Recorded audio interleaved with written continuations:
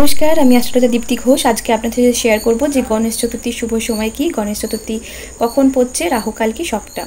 গণেশ চতুর্থী এমন একটা সময় যে সময়টাতে উইশ ম্যানিফেস্টেশন করার একটা অনবদ্য সময়। এই সময় কিন্তু আপনারা আপনাদের মনের ইচ্ছা পূরণ করতে পারেন।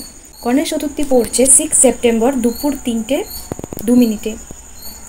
7ই সেপ্টেম্বর 5:37 অবধি কিন্তু গণেশ চতুর্থী থাকছে। এবার 7ই সেপ্টেম্বর যেহেতু সূর্যোদয়টা পাবে, সেই জন্য আমরা 7ই সেপ্টেম্বর পালন করব। সেই 7ই সেপ্টেম্বর আমরা গণেশ চতুর্থী পালন করব। কখন করব কি সমস্ত বলে দিই। ব্রহ্ম মুহূর্ত, এই দিনকে ব্রহ্ম মুহূর্ত হচ্ছে সকাল 4টে মানে ভোরবেলা 4:38 থেকে 5:26 পর্যন্ত। সূর্যোদয়ের সময় হচ্ছে 6:14 এবং সূর্যাস্ত হচ্ছে 6:34। অভিজিৎ মুহূর্ত হচ্ছে দুপুর 12টা থেকে 12:49 এবং রাহুকাল হচ্ছে 9টা থেকে 10:30 পর্যন্ত।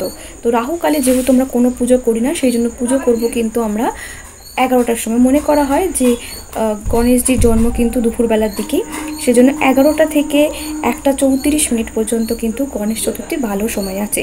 যাদের বাড়িতে পুজো হয় তারা তো জানেনই, যাদের বাড়িতে পুজো হয় না, রেমেডি করতে চান বা বাড়িতে পবিত্র করার জন্য, উইশ ম্যানিফেস্ট করার জন্য এই পুজোটা করতে চান, তারা এই সময়টাতেই করবেন।